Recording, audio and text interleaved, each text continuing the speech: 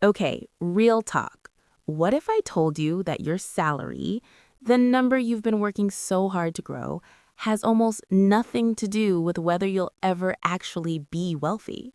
I know, that sounds wild. But studies show that over 70% of people who win the lottery are broke again within 5 years. 5 years! They had millions of dollars and they lost it all.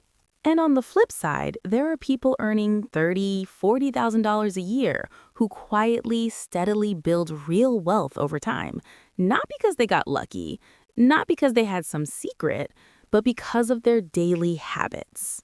So today, we're going deep on the 7 habits that actually build wealth.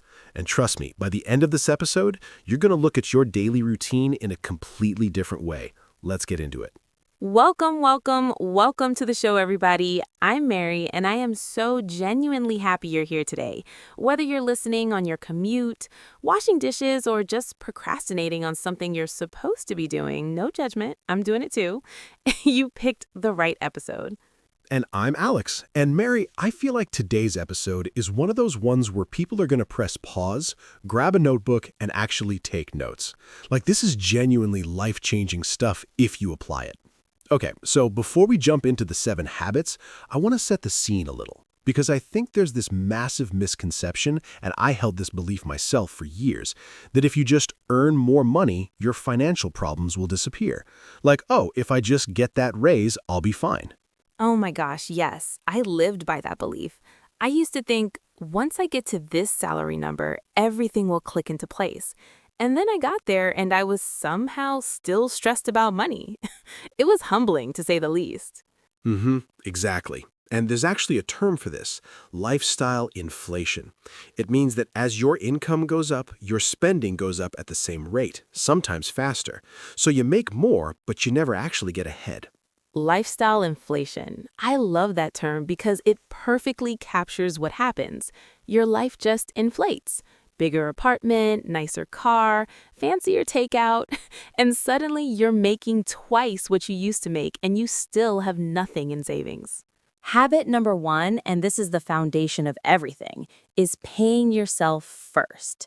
It's a phrase you might have heard before, but let me tell you what it actually means and why it works so powerfully. Paying yourself first means that before you pay rent, before you pay bills, before you do anything else, you move a set amount of money into savings or investments automatically. The moment your paycheck lands, a portion of it disappears into your future, and you live on what's left. The key word there is automatically, because if it's automatic, you don't have to think about it. You don't have to decide. You don't have to feel the pain of moving money out of your account. It just happens. And this is the magic of automation, Mary. It removes willpower from the equation. Right, because we're so used to money leaving us. Okay, so the actionable takeaway here is simple. Today, not tomorrow, not Monday, today, set up an automatic transfer from your main account to a savings account. Even if it's $20, even if it's 10, start the habit. Most financial experts suggest saving at least 20% of your income if you can. But if that feels impossible right now, start with whatever's realistic. 5%, 10%. The amount matters less than the habit. You're training your brain and your bank account at the same time. That is such a good way to put it. All right, habit number one, locked in. Now, habit number two, and I love this one because it sounds so simple, but it's actually where most people completely trip up. There's actually a phrase that captures this spending trap perfectly, broke but bougie.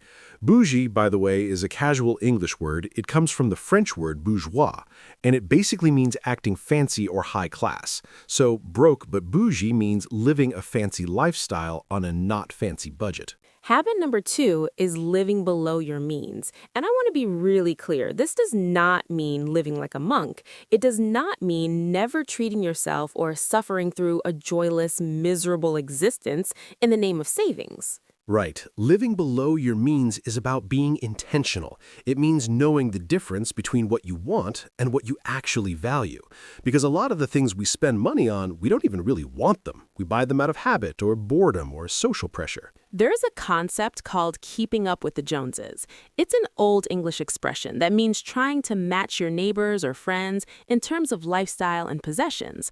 Like your friend gets a new car, so you feel like you need a new car too, even if your old car works perfectly fine. That blew my mind when I first read that. The people driving the flashy cars are often up to their eyeballs in debt, and the quiet person driving a 10-year-old Civic, they might have a 7-figure investment portfolio. Appearances can be so deceiving with money. So practically speaking, what does living below your means actually look like? It means knowing your monthly income and your monthly expenses and making sure there is a gap between them, a positive gap, where your income is bigger than your spending. A practical tip I love, before any purchase over, let's say $50, wait 24 hours. Just sleep on it. You'd be amazed how many things you don't actually want by the next morning. The urge just kind of evaporates. I call this the sleep on it rule. I love that. And another tip, audit your subscriptions, like right now. Seriously, go into your bank statements and look at all the recurring charges. Most people are shocked when they find subscriptions they forgot about. Apps they haven't opened in a year, streaming services they barely use. Okay, so living below your means, it's about creating that gap, being intentional and not letting comparison drive your spending. Love that habit. Now, habit number 3. And Alex, I want you to tell the story about your cousin, because this is the habit that once people truly understand it, changes everything. This is the one that makes people go, wait, what? Oh, the cousin story, yes. Okay, so picture this. My cousin Sarah started investing when she was 22 years old. She put away just $200 a month into a basic index fund that's a type of investment that tracks the stock market, and she just kept doing it consistently every month. She's now 50 years old, 28 years of investing, $200 a month. She put in roughly $67,000 of her own money over all those years. But her portfolio, her account balance right now, it's over $400,000. 400,000 from 67,000 invested. That gap, that extra $330,000, that's not magic. That is compound interest, and it is the closest thing to actual magic that exists in personal finance. Compound interest. Let me explain this in simple terms for everyone listening. When you invest money and it grows, the growth itself also starts to grow. So you earn interest on your interest. It starts slow, almost invisible, but over time it builds momentum like a snowball rolling down a hill. The snowball analogy is my favorite for this. A small snowball at the top of a hill, tiny, almost nothing, but as it rolls down, it picks up more snow, gets bigger, rolls faster. That's your investment portfolio if you start early and stay consistent. And the key word here is consistently. You don't need to time the market. You don't need to pick the perfect stocks. The single most powerful thing you can do is just invest regularly, every month, no matter what the market is doing. This is called dollar cost averaging.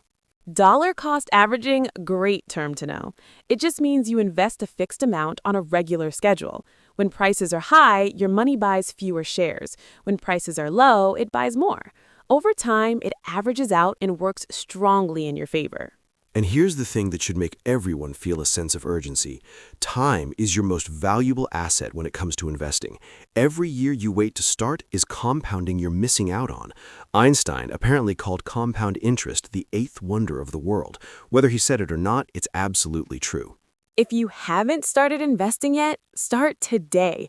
Even $50 in an index fund is better than zero. Apps like Vanguard, Fidelity, even some newer apps make it incredibly easy. Don't let "I don't know enough" be your excuse anymore. You know enough to start. Start. Perfectly said. All right, habit number 4. And this one is probably the habit that creates the biggest mindset shift. Because we grow up thinking that you get one job, you get one paycheck, and that's your financial life. But wealthy people, they think completely differently. Oh, I love where this is going. Okay, quick question for everyone listening. How many streams of income do you have right now? Just one? Maybe two? Comment below and be honest, because the average millionaire reportedly has 7 streams of income. 7! 7. And before that sounds overwhelming, those income streams don't all need to be massive. They don't all need to be side businesses.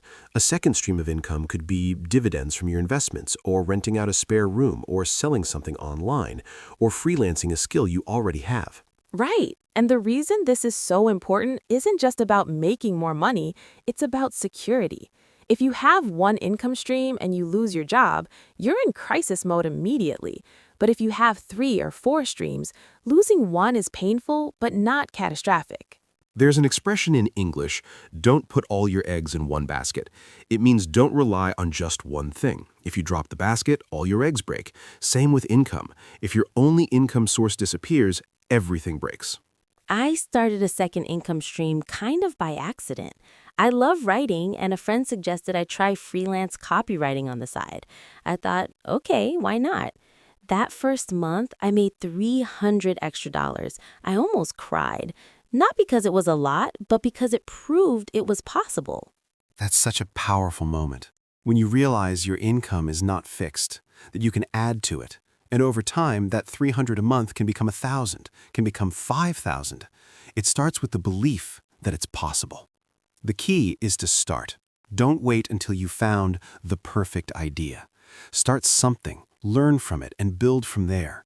Most successful side businesses look nothing like what they started as. You pivot, you grow, you figure it out as you go. Now, habit number 5. And this one is near and dear to my heart because I genuinely believe this is the single habit that unlocks all the others. You ready? Always ready. Continuous learning, self-education, never ever stopping the process of growing your knowledge. And I say this as someone who used to think that once you finish school, the learning phase of life was basically over. Oh, how wrong I was. I read a statistic once that changed how I think about this.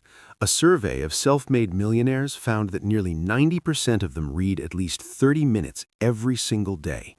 Not social media, not news headlines. Real books, articles, courses about money, business, psychology, history. And reading doesn't have to mean books, by the way. Podcasts count. And hey, you're already doing that right now. Online courses, documentaries, YouTube channels about finance, masterclasses. We live in the most information-rich time in human history. Learning has literally never been cheaper or more accessible. Warren Buffett, one of the most successful investors alive, says he spends 80% of his day reading. 80%. He calls it the compound interest of knowledge. The more you learn, the better your decisions get. And the better your decisions get, the wealthier you become. The compound interest of knowledge.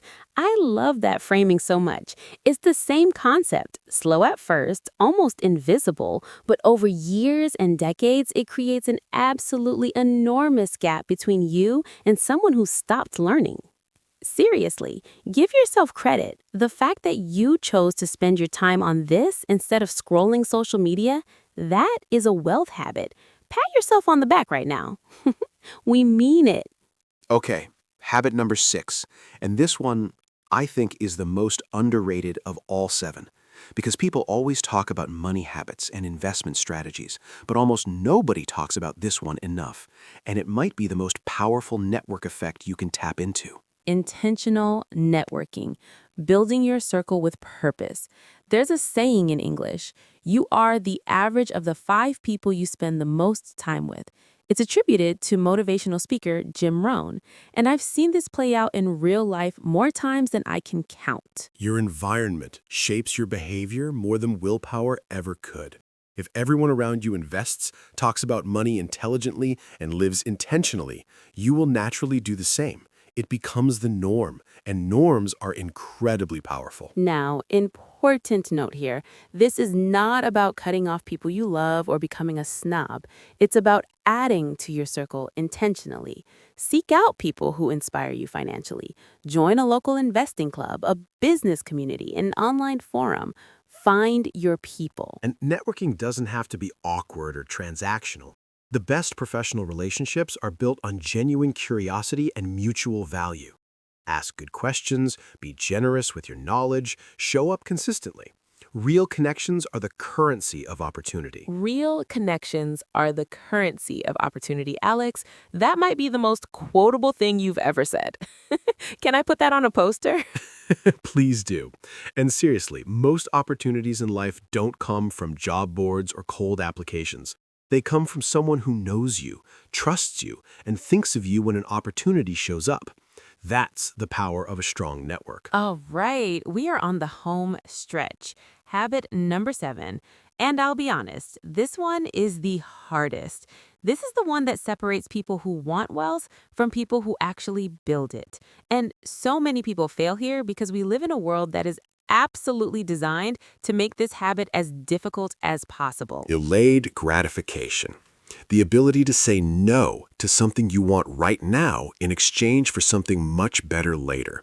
Sounds simple, devastatingly hard in practice. Because we are surrounded by get it now culture. Buy now, pay later, instant delivery, streaming anything on demand. Every piece of technology in our lives is training our brains to expect immediate rewards, and our financial decisions suffer enormously because of it. There's a famous psychological study called the marshmallow test. Researchers gave young children one marshmallow and told them, if you wait 15 minutes without eating it, you'll get a second marshmallow. The children who were able to wait, who delayed that gratification, were tracked over decades. And The ones who waited grew up to have better academic outcomes, better financial outcomes, better health outcomes across the board. The ability to delay gratification in childhood predicted success in later life more accurately than almost any other factor. I think about this with so many financial decisions, like, do I buy this thing I kind of want right now, or do I invest that money and let it grow into something much more meaningful? The new gadget now or financial freedom in 15 years. And the trick is connecting your present choices to your future vision in a vivid way. Wealthy people don't just have goals, they have crystal clear, emotionally compelling visions of their future. They can see it, feel it, and that makes it easier to say no to the marshmallow. A tip that genuinely helped me, I wrote a letter to my future self. I described in detail what I wanted my life to look like in 10 years, where I lived, what I did with my time, how I felt, and I put it somewhere I could see it. When I'm tempted to blow my budget on something impulsive, I read the letter. That's so powerful, because it's not about willpower in the moment, it's about reminding yourself why you made the commitment in the first place. The why is always stronger than the willpower. Always. And long-term thinking applies beyond money, too. It applies to your health, your relationships, your career. The people who build truly great lives are the ones playing the long game. They plant seeds today that they know they won't harvest for years, and they're okay with that. Playing the long game. Great expression to note. It means making decisions based on long-term outcomes, not short-term satisfaction.